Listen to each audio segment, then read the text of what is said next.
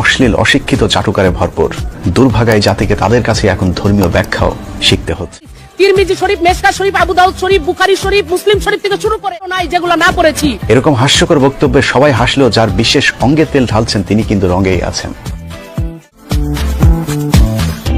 ফেটা যায় বুকটা, ফেটা যায় বুকটা, ফেটা যায়। তুমি আমার এই জীবনের 200তম গান নিয়ে খেলবো আমি শ্রেষ্ঠ প্রেমের ক্রিকেট। ডাবল সেঞ্চুরি করে ফাইটটা যাওয়া শিল্পী আজ গান আর কোরআনের ব্যাখ্যায় সমান তালে সংসদ মাতিয়ে রেখেছেন, যিনি একসময় অশ্লীল গান আর কথায় গানের মানুষকে মনোরঞ্জন করতেন। বন্ধু তুই হলো কালবাস রে বন্ধু, আদর কইরা ঘরে তুলস ঘর ধইরা নামাজ। তাতে ভালো রে সুন্দরীর দুধ, খাইলে মজা পাইলে কইবা বেরি গুড। মেন সুইচটা টিপাদে টিপাদে টিপাদে। এরকম অশিক্ষিত মূর্খদের দখলে এখন গোটা দেশ।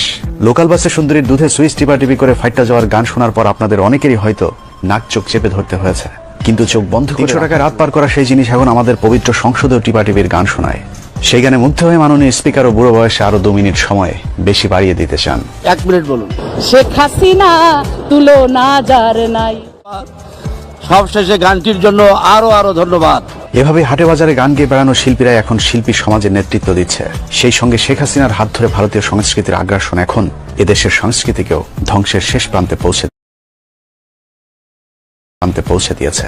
ছোটখাটো অনুষ্ঠানেও এখন ভারতীয় শিল্পীদেরকে কোটি কোটি টাকায় হায়ার করে উড়িয়ে আনা হয়। শোনো একটি মুজিবরের থেকে লক্ষ মুজিবরের কণ্ঠস্বরের ধ্বনি প্রতিধ্বনি। শেখ হাসিনা ভারতীয় স্বামীর প্রতি অতি ভালোবাসার কারণে আমরা ভুলেই যেতে বসেছি আমাদেরও একজন জেমস আছে।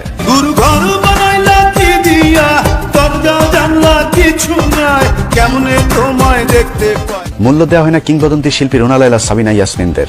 ধুকতে ধুকতে মরেছে ইন্দ্রকিশোর, নিভৃতে কাটে সৈয়দ আব্দুল হাদির দিন। বেবি নাজনীন, দেশান্তরী কনক চাপার উপর রয়েছে নিষেধাজ্ঞা।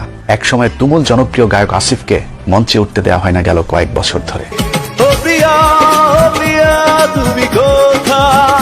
ধ্বংস করে দেওয়া হয়েছে বাংলাদেশের চলচ্চিত্র জগৎ। সুস্থ বিনোদনের অভাবে বন্ধ হয়ে যাচ্ছে দেশের সিনেমা হলগুলো। নায়ক বলতে আমরা এখন শুধুই জায়েদ খান আর হিরো আলমকেই চিনি, আর নায়িকা আমাদের মাওলানা মমতাজ বেগম। তুই তো অনেক আগেই নষ্ট হয়ে গেছস। রাত বিরাইতে বিভিন্ন পুরুষের সাথে রাত কাটায়। যোগ্যদের আজ কোথাও ঠাঁইনি, সমাজের সবখানে আজ অযোগ্যদের দাপট। রাষ্ট্রীয় প্রতিষ্ঠানগুলো আজ ধ্বংসের মুখে, নির্বাচন কমিশন এখন আওয়ামী লীগের দলীয় কার্যালয় মাত্র। এখান থেকে দিনের ভোট রাতে করার পরিকল্পনা বাস্তবায়ন করা হয়। রাতে বাক্স কিভাবে ভর্তি করা যায় এই প্রক্রিয়া শুরু করতে হবে, চিন্তা করতে হবে। দুর্নীতি দমন কমিশন এখন দেশের প্রধান বিরোধী দলকে দমন করার দায়িত্ব ঘাড়ে তুলে নিয়েছে। দেশে শক্তিশালী বিরোধী দল না থাকার ফাঁকে রওশন এরশাদ এখন কথিত বিরোধী দলীয় নেতা। নারীর ক্ষমতায়ন, নারীর ক্ষমতায়ন বলে, নারীর ক্ষমতায়ন কোথায়?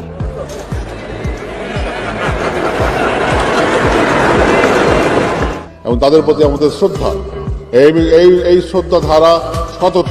বাংলাদেশের এই যাবৎকালের সবচেয়ে চরিত্রহীন, বেয়াদব, ঘুষখোর, মাতাল, অবৈধ সম্পদের মালিক এখন ইতিহাসের সবচেয়ে, যাকে পশ্চিমা বিশ্ব এরই মধ্যে নিষিদ্ধ ঘোষণা করেছে।